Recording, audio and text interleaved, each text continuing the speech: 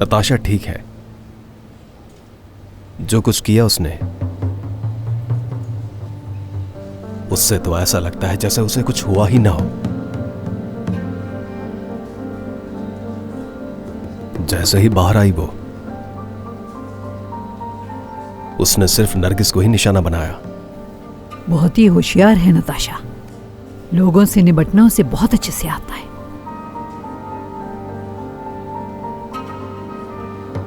हमें भी सही वक्त का इंतजार करना चाहिए, क्योंकि कहीं ऐसा ना हो कि नताशा कुछ उल्टा सीधा कर बैठे।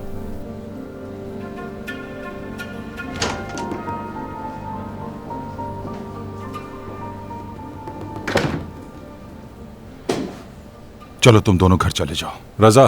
जी सर। बच्चों को घर ले जाओ। कौन से घर? ये कैसे सवाल किया तुमने? अपने घर जाएंगे वो?